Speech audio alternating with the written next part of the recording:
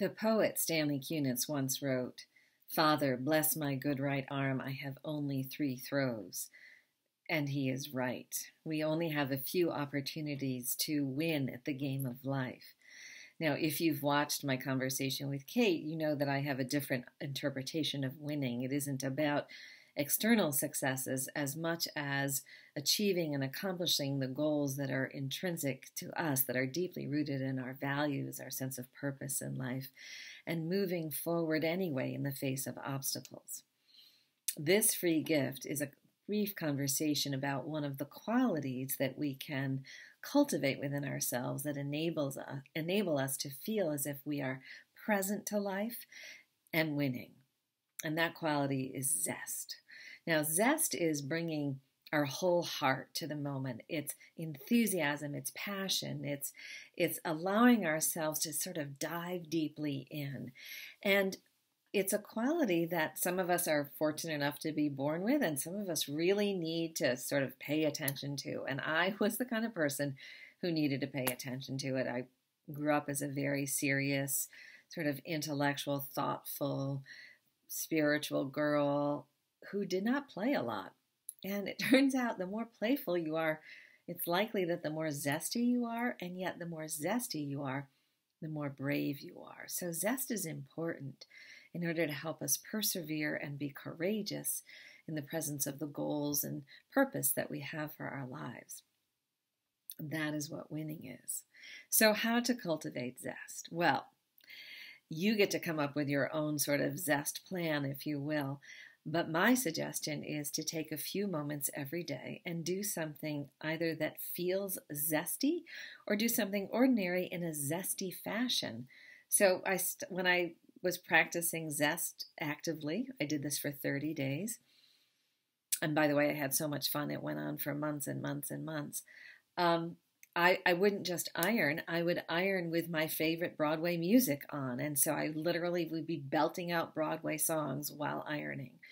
I didn't just dust, I dusted to the soundtrack to Pitch Perfect, for example. Zest meant that I took those sort of small moments in life, like saying goodbye to my son at school, dropping him off at his high school, or picking him up at the end of the day, and I flooded them with my passion. I would yell out, "I love you, Jesse," as he was exiting the car, or I would leave him deeply heartfelt notes about what I appreciated about him that day. I took the risk of sort of showing my heart, like the ace of hearts on the table kind of thing.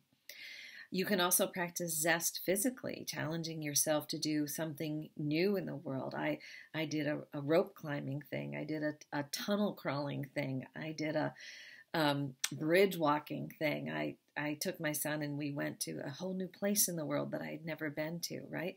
So zesty can be activated in terms of physical challenges, invitations to sort of stretch yourself physically. And I think probably the easiest approach to take, and the one that is most organic to most of us, is really spending time reflecting on where your passion is. What are you passionate about in the world? Is it sea glass or sea otters? Is it poetry or is it bluegrass? Is it Trivial Pursuit and Jeopardy? Word games, mind, where are your passions? And can you give yourself permission to really be present to them? Build them in your schedule weekly, right? We know that people who actually prioritize the things that they love and are passionate about, they tend to be happier with higher life satisfaction. So cultivating what is already organically passionate within us, challenging ourselves physically, bringing our whole heart to ordinary moments.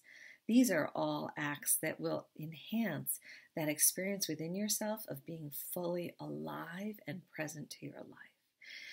And that is really what winning is about. Feeling like you are in your life as yourself, experiencing it full on. One more thing about those three throws.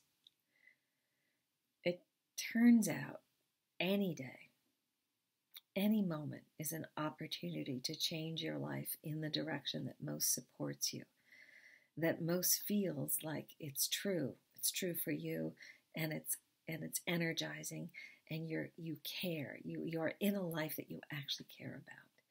So while it may seem poetic to say, Father, bless my good right arm, I have only 3 throws, we actually have thousands of opportunities, because every day is an opportunity to cultivate that which is life-giving within us. Thank you so much for your time today. I wish you well.